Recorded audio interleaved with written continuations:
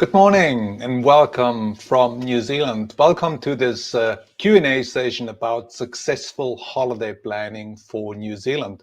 My name is Michael Nees. I'm based here in New Zealand, northern tip of the South Island. It's called Nelson, actually in a place called Redwood Valley. That's a little bit 20 kilometers outside. So I have been in the travel industry as a tour guide and a travel designer for the past 35 years. And my intention today is to help fellow travelers to make the right choices when planning their trip to New Zealand. And there's lots to talk about. So in today's session, we don't want to do a sales call as such. We really want to answer questions. We want to go into the basics in respect of how the best strategies for planning a holiday, and the best recommendations I can do for you. And please, we answer questions as well. So. This live stream will take around depends on how many questions we have, about 45 minutes, 50 minutes, maybe an hour. It will be recorded. At the first point, I want to go through the basics with travel planning in New Zealand, like timing, locations, how to get around, accommodation options and tour options. So it gives you kind of an idea of the general items we talk about. Between those key items, we want to answer your questions. So please put those questions into the question comments box, and I will go through them and I will see them. I'll just have a look. There's the first comment here. Hi, Michael. Oh, literally. Hello, nice to meet you again. Hi. So put those questions in there, but we want to start with the basics, as I mentioned before, to get you a head start, because there's so much to talk about when traveling to New Zealand. Let me have a quick look on my list if there's anything I have forgotten. No, I think we're ready to go. So unless you have another comment just to start with it, but no, not so far. So let's go into the first step is have a look at a good map. So just briefly, my location here is in the northern tip of the South Island. So if you maybe let me know whereabouts you're from. So my place here is in the northern part of the South Island. And it's called Redwood Valley. It's here in not far away. I've done a tour yesterday, as you know, in Rabbit Island. Here's Rabbit Island. Here's Mapua. That's where I'm based. But the reason I have really want to start with a map, because I just want to showcase where New Zealand is located. And gives you kind of an idea on size as well. So often when visitors planning a trip to New Zealand, they look at the map and they say, wow, Australia is so huge. And then we have little old New Zealand. We can do that, in 2, 3, 5 days. It doesn't quite work like that. So, but I give you kind of that's one of the key parts really between Australia and New Zealand. So in New Zealand or in Australia, you're traveling 1,000 miles and there's not much difference, But in New Zealand, you go like 50 miles and you have a whole different variety of nature, of scenery, of climate. So that's my kind of intro to get you familiar with New Zealand as a country. We're obviously surrounded by lots of water. I'll talk about that later in respect of weather and seasons. So distances. My first subject really is locations and timing. So, and one of the key issues often is that distances and timings are underestimated. Like I have here a sample traveling from Auckland to Wellington. It looks very manageable. It looks like 642 kilometers, 8 hours. But this is a long drive, and especially if you maybe even see that it's quite a windy bits as well. So traveling in New Zealand takes much longer than people actually think. So also what you want to keep in mind, those Google times, they're not right. You have to add, 10, 15% to that. So that is really one of the key mistakes people often do. They underestimate distances. The same here, I got a map of the South Island. Again, you see, I mean, even here, it's 11.5 hours from Picton going all the way down south to Invercargill. So it is a long drive. It is a long drive. So that is my kind of first key step, to have a look at those locations and distances. So in average, what you need to calculate is an average speed, 80 kilometers per hour. So I wouldn't recommend to go more than 300 kilometers, 300 kilometers a day. Otherwise, it gets really lots of driving, and you want to spend most of your time really in the scenery, and that's what most people come for to New Zealand, to go hiking and so on. But we talk about the different activities later on in this session. So let's go back to, let's say most people, again, we're still at location and timing, because timing and locations, the selection of that is really the first key planning step. This is 50% of your planning. And I want to show you a kind of a sample itinerary, which kind of explains it a little bit better when you see it. So I got here, hopefully you can see that a little bit here. So this is a New Zealand map from one of our itineraries, just a sample. But what you can see is that we incorporate the North and the South Island. But what we do, we're not traveling, what we recommend, we're not traveling all the way from Auckland to Wellington and Wellington down to Invercargill, but we actually use domestic flights. In general, what you want to use as part of your strategy when let's say you have 3 weeks holiday. Let's say you have 3 weeks. A good ratio between the North and the South Island is actually 1/3 in the North Island and 2/3 in the South Island. So if you think this way, you already kind of have a structure. Let's say 1 week in the North, 2 weeks in the South Island. This will make it much kind of, it's a good ratio from my experience over the last few decades.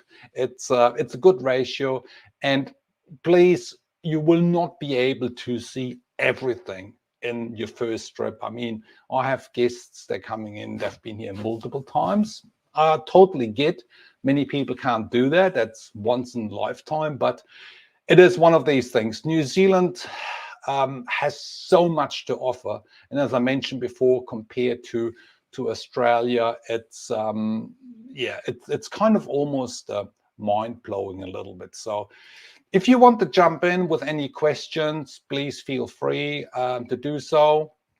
Just posted the link of your tour. Oh, thank you very much for that. So if you have any questions, just put them into the comments fields, because that helps me to go through my program. But so this is usually the first planning step: locations and times. We talked about the ratio. We talked about distances. We talked about where places are really. And I go a little bit more detail when we talk about the accommodation options and the activities as well. Another really interesting point is the seasons.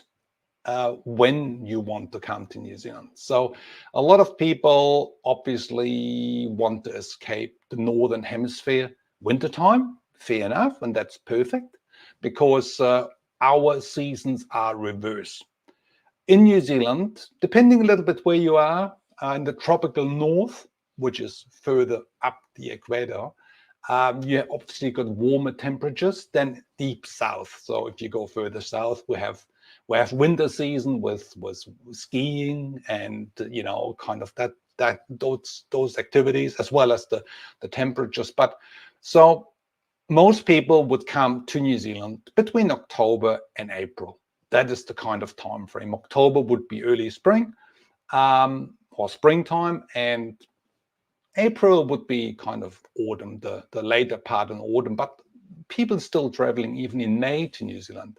The time I would suggest not to come to New Zealand unless you really have to is over the Christmas time. So between the 20th of December and the 10th of January, because that's the peak holiday season here in New Zealand, school holidays. So everything is much more crowded for New Zealand standards.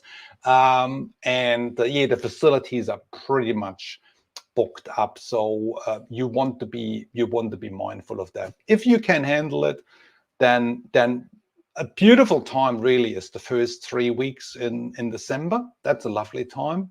Or coming really after the 10th of January. February is a very busy month.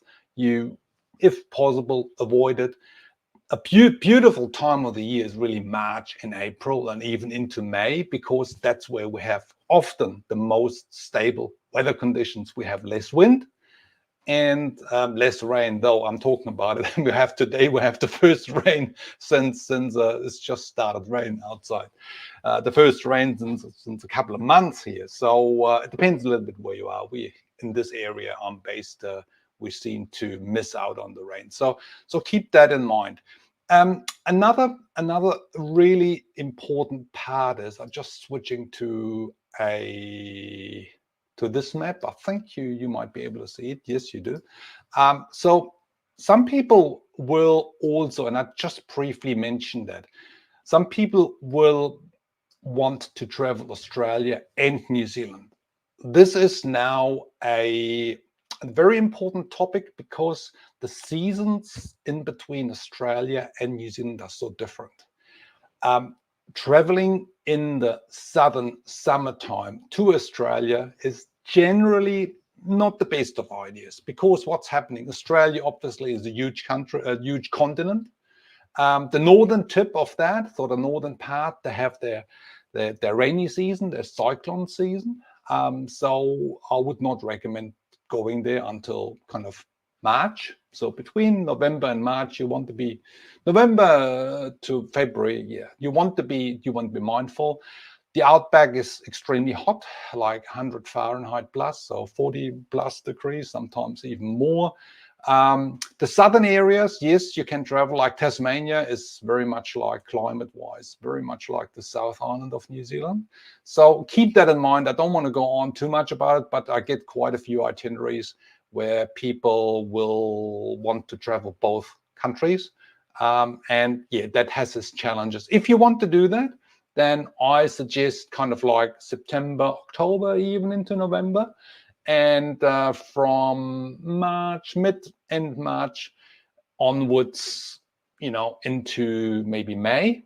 But yeah, it's all about fine-tuning then, getting the timing right. So okay, well, so any questions? Again, just put them into the comments box and let's have a look. So what do I have on my list here? I mentioned that now. Right, interests. When traveling, obviously, we all have kind of different focus on what we want to do. Some people are into hiking. Many people are into hiking coming to New Zealand. So most people coming to New Zealand, they want to do outdoor activities, as I mentioned, hiking, even kayaking and so on. But if you plan your trip and you have specific interests, like let's say you want to play golf, okay? So some of the famous golf courses, like up here in the Bay of Islands, we have, let's bring it up. Cowrie Bay, Cowrie Cliffs up here. So here's a golf course. It's a very exclusive resort. Don't worry about the price, but I want to kind of, as a sample, they have a beautiful golf course here. And it's, if you say, look, my focus is on golf, then you obviously, that kind of planning ratio, what I mentioned before, with 1/3 in the north and 2/3 in the south, might not be applicable. And also, if you, let's say, if you go south and you say, look, I want to do the Milford hike, the Milford track, which is down here, between the northern part here, starts from northern end of Lake Tia now. That's Glad House. That's on the Milford track. So that's a beautiful kind of let's have a quick look at some pictures, eh? So I love pictures, so I hope you do too. So that's the swing bridge over the Clinton River. I've done guiding here for a few years in my younger days. It's this is now a privately guided thing, so it's very posh luxury. You get food cooked, and it's very, I mean, there's an independent guiding as well. I'll probably get to that later on. I just want to show you some pictures while we're going through that. So if you say, look, we want to do a 4-day hike, but we only have 14 days in New Zealand, so obviously your planning needs to focus on those kinds of key activities, and then you work around your other plans. So, like example, if you would have only 14 days and you want to do a 4-day hike on the Milford track, you might say, look, I only want to fly, I only want to do the South Island. So this would make so much sense. Also, there's now with United Airlines, they're actually flying from San Francisco to Christchurch. This was introduced last November, the first time since 15 or 18 years. So that's quite cool to know. Otherwise, most international flights, especially from North America, they will arrive in Auckland, and there's a number of flights going into Christchurch from Dubai and from Singapore as well. So these are kind of So the intention was here to say, look, when you do your planning, it's interest-based. That's what I'm always asking. The first question when I talk to guests on a Zoom call is, what are your interests? What do you want to do? Are you into arts and crafts and Lord of the Ring and so on? So, but after all, if you have locations, times based on interests, this is 50% of your planning. Everything else comes afterwards. Some people start booking accommodation before that. Don't do it. It's not, you get confused. And often I get that people come to me after they started this and this and this and this, and then they try to make it work, and it doesn't. Or it does, but it's not as fluent as it could be. Again, my advice is to don't try to do everything. It won't work. You need to focus, and you might come back one day. In any case, back related to timing, bring as much time as possible. Even 1-2 days, it's great. So I'll give you a kind of a sample itinerary now. I just go through the map here, and I give you what often people do, and it's really related here to, I might jump to the other map here, because this is using this. It's not that large map, but it gives you kind of a first idea. So let's say you have 3 weeks, so you would have you arrive in Auckland. Normally people that want to have 1 or 2 nights. Often flights arrive in the morning, so you have the day, and then you get over the jet lag, and then you go. I might actually use, it's too small here. Let's use the other map. Let's go to that map. Share this. So yeah, I'm back to the large map. So let's say, people arrive in Auckland, they have a night or two. You can, to stay active, you can go over to Waiheke Island, the Waitakere Forest. Even there's a couple of islands you want to go, or you stay in Auckland. But then people would maybe go over to the Coromandel for 2 nights. One of the key recommendations also I have, try to stay at least 2 nights at one location. Those one-nighters, they're possible, but it's not a good strategy because you will really rushing around and there's so much to do. Like if you arrive, let's say you arrive in the Coromandel and you base yourself in Hawaii, which is a beautiful, beautiful base. Let's have a look if we'll find some pictures here. Yes, they're lovely pictures. Let's have a look at some of these beautiful pictures. So let's say you arrive in the afternoon, 3 o'clock, you hang around, there's some local walks, you just ease in. Keep in mind, you're still a little bit jet lagged. So you ease yourself in there, and there's some safe bathing beaches, but there's also kayaking happening. There's some, water sport activities. So you have a full day to do that.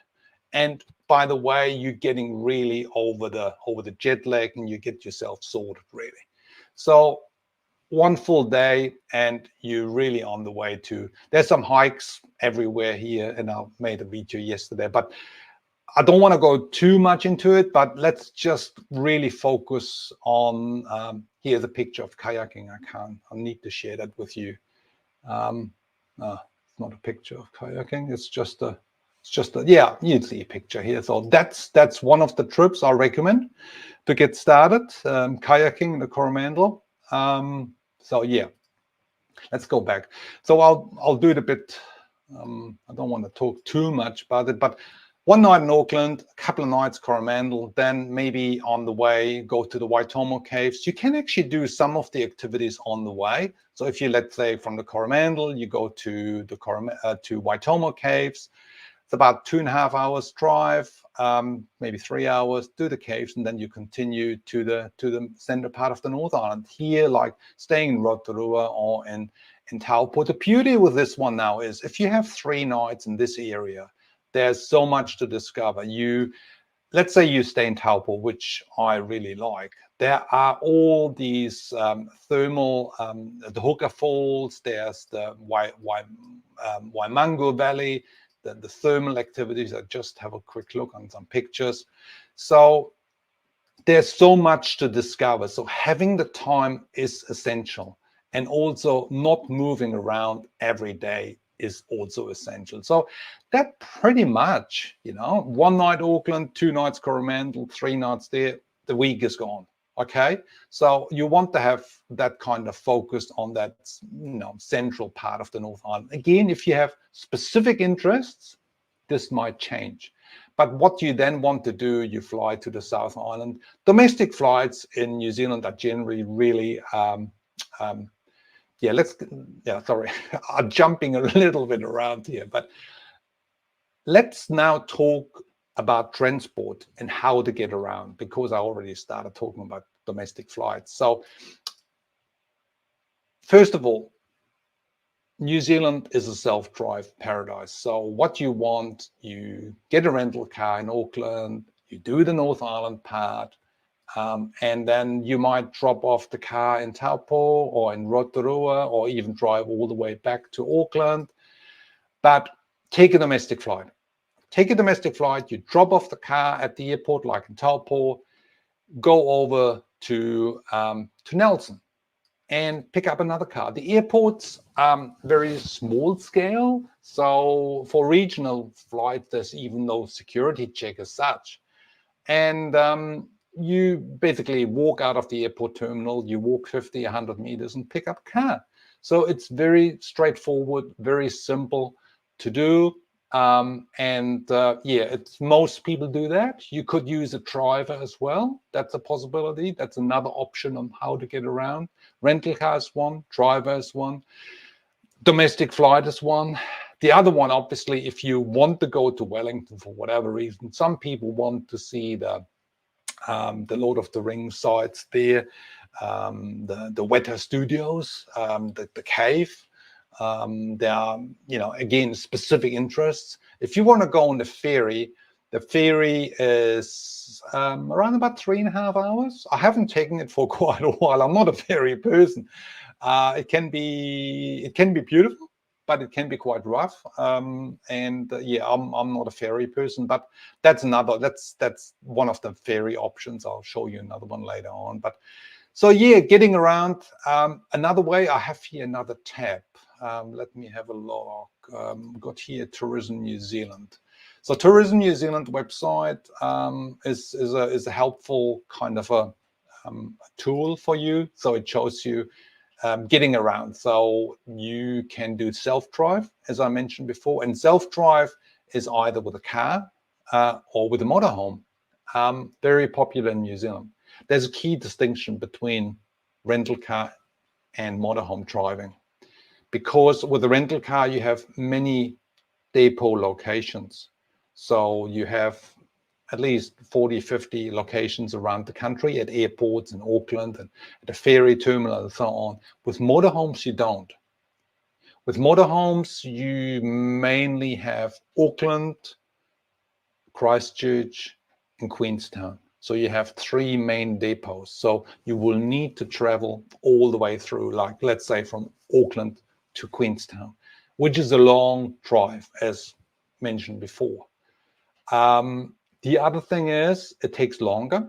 So in average, when you're traveling, that's now just an average, okay? We have a speed limit in New Zealand of 100 kilometers an hour.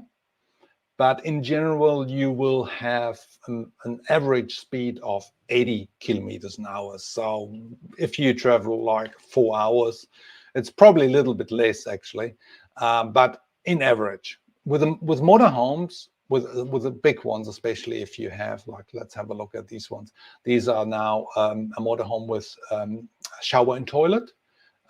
You will be much slower, simply because they're big vans, but it's a different type of traveling. So as you can see, you stop here and you stay at motor camps. This is a smaller one. Those ones, they often don't have a toilet, or they have very kind of like a portable one. But the bigger ones, they're equipped with toilet and shower. But to be honest, most people would spend their nights at campgrounds. And it's not generally allowed to park everywhere. That used to be like 10, 20 years ago, but it's no longer, but it has been a little bit, overused. So recommended to stay at campgrounds. The other key difference between traveling with a motorhome and a rental car is simply that with a rental car, you stay with locals often, and I'll talk about in a minute about accommodation options. You have vineyard cottages, you have bed and breakfast, you have, beautiful places, often in really remote locations. But with a motorhome, you really meet other travelers, which is great. There's nothing wrong with that. But if you want to, meet the locals, I think having a rental car is a great option. Cycling is another one. When in my younger days, I cycled the whole country. It was great. I love that. But yeah, cycle tours are available. Motorcycle is available.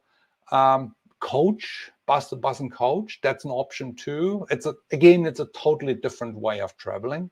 So yeah, and ferries and water taxis. We talked about rail. There is a let's have a look if we can find the rail here. So we have 3 major rail systems. So we have in the North Island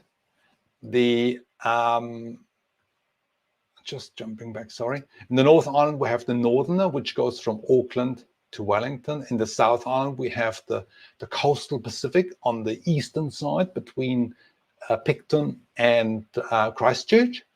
And then we have the Transalpine between Christchurch and Greymouth. So the Transalpine, which is this one here, what you see, is a beautiful connection. If you do rental car traveling, you can drop off the car in Greymouth and you can actually then jump on the train and have that beautiful scenery, sitting in those carriages and going through the most amazing scenery. Though you can do the same route more or less, it's where the main road is as well. So you could do the same thing with a car as well and get kind of the scenery, and plus you can actually stop and go. So I'm talking a lot, but if you have any questions, let me know. I think this is yeah. I mean, the last thing I want to just quickly mention again is the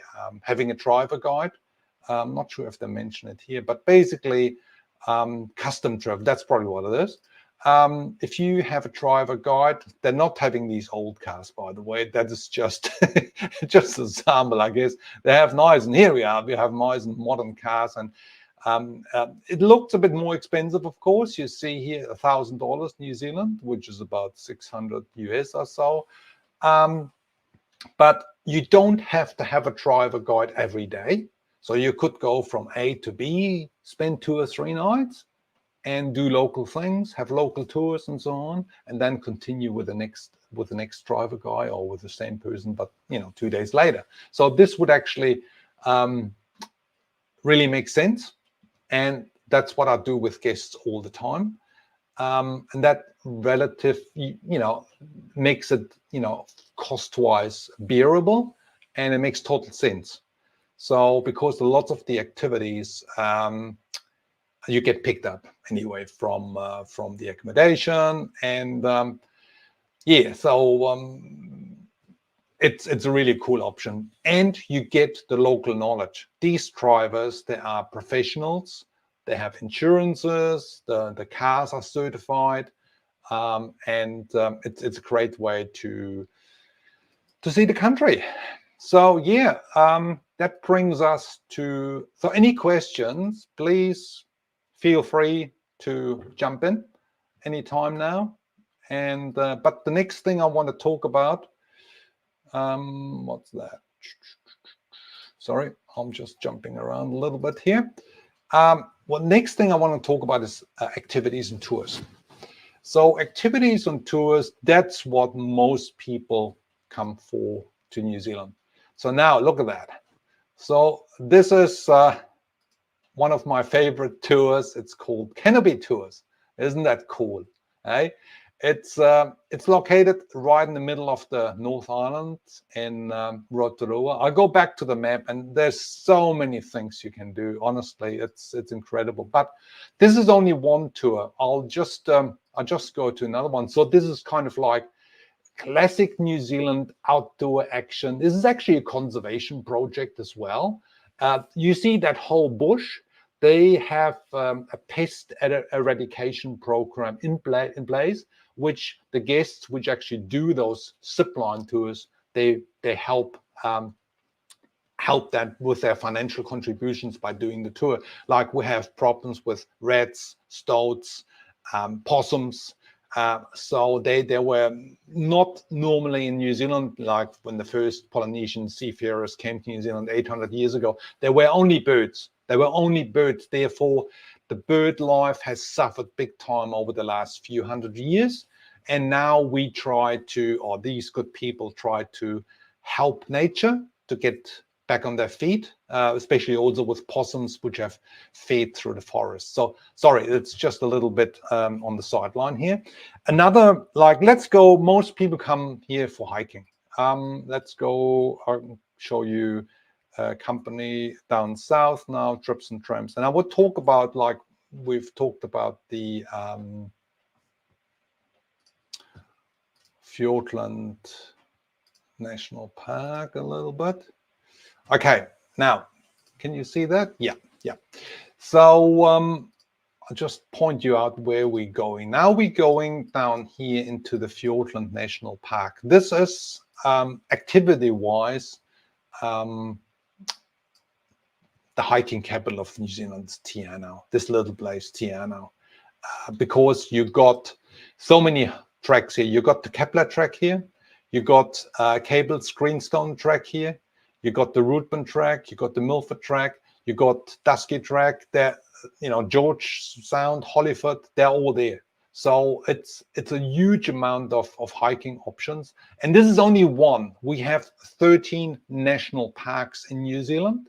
So this is only one region. So there's lots to do. But sample. I'll just switch back to my friends from Trips and Tramps. So these guys do a superb, it's a local company, it's a family-owned company. I use them all the time. And they're called Trips and Tramps. And they do, like here, let's have a look. The Milford Track, is that the Milford Track? Yeah, Milford Guided Walk. So experiences, let me have a look here. Review, map, yeah. So that's what they do.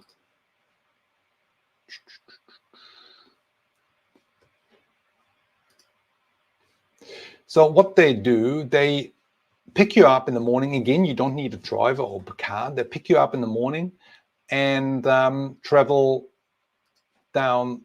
They pick you up in Tiana. So back to that map. Sorry, I'm switching around a little bit. I want to make quite clear where we are. So they pick you up in Tiana, and then they're traveling all the way here from Tiana. They're going this is the only road into the Fiordland region. So there are 14 fjords here, but this is the only access with the road. So they're traveling from Tiana to Milford Sound. And in Milford Sound, it's about 2 hours drive. It's about 123 kilometers. Yes, I know it because I used to live down there. And then here, they arrive about 8 o'clock or so, 8:30, and then they take a water taxi from Milford from here. It's actually the wharf is around here. And they go right into a place called Sandfly Point. And I'll just show you a couple of pictures of Sandfly Point. So this is the end of the Milford Track, but what they do you can normally do the Milford Track as a 4-day hike, as previously discussed. This one you can do as a day walk, and that's what these guys are really good at. Let's switch back. So with a local guide, you head in a small party. Sometimes there's only 2 people in that beautiful, beautiful, lush area. It's well known for rainfall. So to be mindful, you have to have a good rain jacket. But the scenery is simply just stunning. And this is Steve, the owner, in his younger days. But yeah, there's lots of bird life. And the beauty with the going out with a guide is really that these people, they know what they're talking about. And they will point out things you will often miss. This is a beautiful view. Looking back towards Milford, there's some, that's Mackay Falls, one of the waterfalls in that area. Yeah, it's absolutely stunning. That's a classic picture as well. That's from that same waterfall from a different angle. That's a well-known picture. So yeah, and that's a water taxi. So from Milford, you head in there with a water taxi, and yeah, the walk is it's very easy, as you've seen. You know, it's very flat. Takes about 3 hours, and then what you do after you finish that walk, you actually go into the fjord, and you do a cruise. And here's a cruise picture, and go out into the Milford Sound. It's actually a fjord. It's not a sound as such, but the early explorers, they named it fjord. That's another story, really. Yeah, Quinn, it's very cool. I could go on. I mean, let me know if you want to have anything else. I just try to think what else. Let's go to the Apple Tasman National Park. Give you another sample what is possible in respect of activities. Let's go. I need to show you a map first, because if we don't have maps, then we easily get lost, don't we?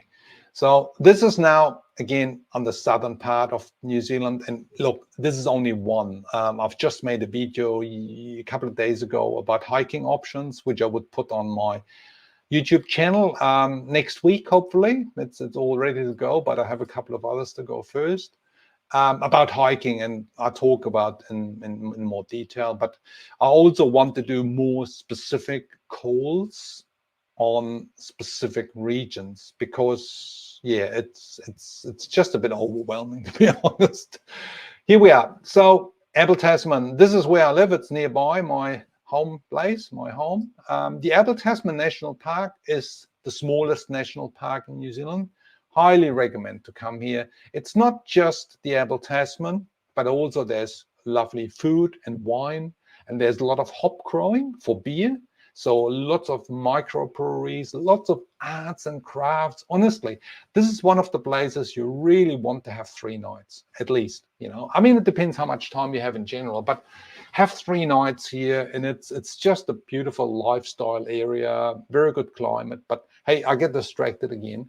Let's talk about the Abel Tasman National Park and what you can do. So with the Abel Tasman Park, it's the only coastal national park. It's the smallest one, as mentioned, but you basically have that coastal track here. You see that dotted, maybe you can't, but here's the coastal track. And I'll give you, like, many people go in with a water taxi, and I'll show you a couple of pictures soon. Let's have a look. Yeah, Anchorage Bay. So this is Anchorage Bay. So people would go in there. I'll just bring that up a little bit, with a water taxi, and then basically start walking. Here are wakas. We've seen them yesterday on the beach when I did my beach walk. This is not a water taxi, but yeah, this is a water taxi. So people would go in with a water taxi, and then basically walk back. You can walk 2 hours, 3 hours, 5 hours. It's really, and you got these beautiful sights. It's tidal, so you can see that here a little bit. You need to be watch out for the tide. Some parts of the track you can walk at low tide. Obviously, at high tide you can't. The other thing I want to state is that those walks, they can be quite up and down. So some people, I mean, you only need average fitness level, but the walks can be tiring when you go up and down and up and down. So just to be mindful of that. Yeah, there's another one. You see the kayaks in here? The boat has the kayaks on board. So what many of my guests do, they actually do a combination. They do half a day walking and half a day kayaking, which is actually perfect, because sitting a whole day in a kayak is not really that cool. Hopefully I get a picture here, but in between you have lunch on the beach, like this lady, she could have lunch here. And yeah, here's a kayak. So these are the kayaks. They're smaller water taxis here as well. So everything is very well organized here, and it's just stunning. The only time you need to be mindful that it will be very busy is in the Christmas time. Christmas time is extremely busy. Again, everything is very well signposted. I've shown that yesterday. So yeah, I mean, this is just another sample. I could go on and on and on, but give you an idea of what kind of activities. You can go ziplining, you go hiking, you can go caving, you can go kayaking. It's just endless, really. The key thing is, again, plan it according to your interests and the time you have available. And always keep in mind, you will not be able to do everything. It's simply not possible. I've been in New Zealand for 40 years. I haven't seen everything, and I've traveled a lot. Anyway, so I think there's a couple of questions maybe. I have already wanted to go to New Zealand for holiday. Yeah, look, I mean, bring as much as possible time, Quinn. Time is essential. It's like it's nothing new, but especially in New Zealand. Again, when I came up with my first slide here in respect of this, in respect of what's that? Sorry. Yeah, in respect of distances and locations, compared to Australia. New Zealand seemed to be so small, but there's so much. So we talked about the North Island in a kind of a sample itinerary. So we talked about Auckland, Coromandel, going to the middle part. So for the South Island, what I would suggest is, depending on the time of the year a little bit and on your interests, but fly into Nelson, then travel down the west coast. That is a beautiful, beautiful road. You basically go from one national park to the next one. We have the Paparoa National Park here. We have the Westland National Park further down south. We have, here's the Westland. We have the Mount Aoraki. It's just, here's one of my favorite places, just to mention it, just between us. I don't want and everybody to know about it, I guess. No, I don't. I'm just kidding.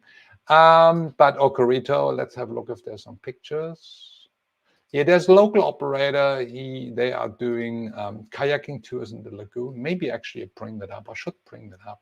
It doesn't, those pictures are, look at that. So this is a lagoon on the west coast, not far away from the highest mountains of New Zealand, but this is basically sea level. You go from sea level to 3,753 meters, Mount Cook. And that is towards Australia. I'll bring up their website. It's called Okarito. Let me bring that up. And then we're getting a little bit time short now, but I want to talk a little bit about accommodation options very briefly. Let me just show you at the last tour option, Okarito kayaking. Okarito kayaking, because you need to see this. This is just amazing. Now, hold on. I'll just change the tab. Here we are. Look at that. Look at that. This is as pure as it gets in New Zealand. White herons. It's a white heron colony down. This is the little village of Okarito. But look at that. Isn't that insane? And you go into, that's the only way to get into this nature reserve. This is not a national park as such, and there's lots of national parks, 13, but there's 54 forest and nature parks. So it's enormous. We have about, I think, 23% of the overall New Zealand space is actually protected. So this is just incredible. So yeah, I'll leave you with those sites in respect of tours. I just want to briefly talk about accommodation options. And again, any questions, let me know. Right, now let's switch to accommodations. I might actually go accommodation option. I go first to the New Zealand all accommodations. I go to the New Zealand Tourism New Zealand thing website. I mean, it's a good starting point. They're often, I have nicer options, but this gives you an overview at least. So we have hotels. Obviously, there are motels. There are luxury hotels. There are lodges, boutique lodges, bed and breakfast. There are glamping sites. Glamping has become quite popular in New Zealand. I'm not sure if you're familiar with that, but if you want, I can click on it. There are holiday parks, as I mentioned, for the motorhomes and camper vans, motels, hotels. Farm stay as well. There's a couple of beautiful farm stays. I love that one. This is actually one of my favorite. It's Dusky Ridge down in Tiana in Fiordland. That's a beauty. Beautiful views.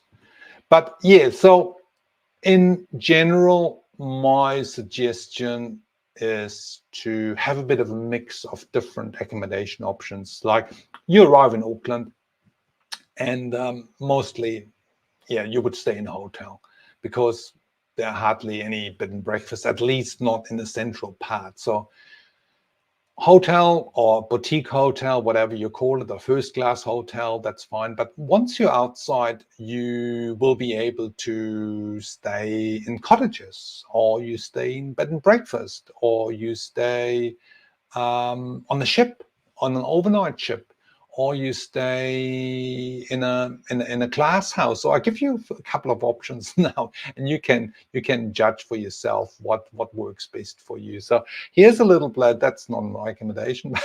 It was just a car. This is a place called Burnside, Burn Cottage Retreat. It's outside Cromwell, not far away from Wanaka. This is a beautiful kind of a self-contained place. It's perfect for a couple or even a small family traveling. Again, you base yourself, you go bicycling, there's gold mining. So there's wine. There's lots of wine down there. There's fruit growing, gardens, all these beautiful things. Then there's another place. I already mentioned the Dusky. You've seen that, but there's a kind of a bed and breakfast lodge. Look at that. That's Hiley's Lodge. Very, very beautiful. But they only have 4 rooms. And that's another key message I want to bring across here. If you plan to travel to New Zealand, you need to plan ahead, 8 to 10 months. Look at this. I'll show you availability at the moment. There's basically they are fully booked until oh, sorry, I'm actually in the old, my apologies. I'm still in the old thing. So I go back once.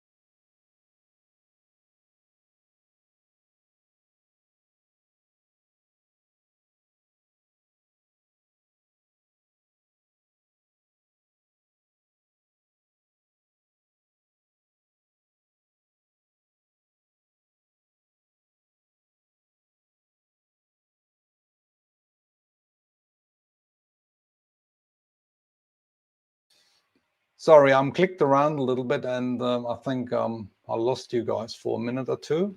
My apologies. Now I need to go back. Share.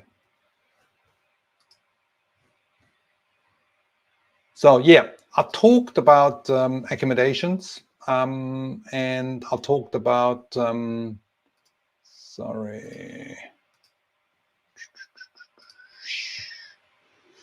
My fault. So I talked about accommodation, and here's one of the place in Tiana in Fiordland area. This is kind of a really, really lovely setting. They have only 4 rooms, and one of my key messages really is to book early. If you come to New Zealand, traveling to New Zealand, you need to book early, because you see that availability. I mean, this is not quite, yeah, that's now refreshed. So availability, they're more or less, fully booked until May, and that's quite normal for those kinds of accommodations. They are small scale, and yeah, plan ahead for those kinds of times between October and April. The other thing with accommodations, what's happening often, if you're traveling in the winter season, which is between kind of June, July, August, many of those smaller places would be closed. So you would need to go for hotels or motels, and also you need to be aware that some other activities, they're closed because operators will have their annual break during that time of the year. So yeah, so we have now covered really strategies for the planning, locations, times, interest-based. We talked about transport options and how to get around. We talked about activities, options, and accommodations. So I could go on about it, but I don't want to overdo it as well. I can imagine that it's already so much information for you guys to comprehend. And so if you have any general questions, let me know now, or send me a message and I'll try to help. Again, this is not a sales call. I really want people to do their plan, if they do the planning their trip, that they have a good start and that they have a strategy in place, which I think will work. Basically, my key recommendation is 50% of your planning is focusing on locations and times, and bring as much time as possible, and don't try to do everything. It's not possible. So yeah, I'll just switch back to my face. How do I do that? I should just stop sharing, I guess. Yeah. So yeah, I mean, hopefully this was helpful to you. I actually had fun. I like doing those kinds of sessions and sharing the knowledge. Any further questions, please let me know. If you want to support the channel, please subscribe to my YouTube channel. And yeah, see you in the next one, maybe on the next live streaming tour. I'm planning some more as much as I can. So thank you very much for your time, and have a wonderful weekend. And yeah, catch you later. Bye. Thanks very much.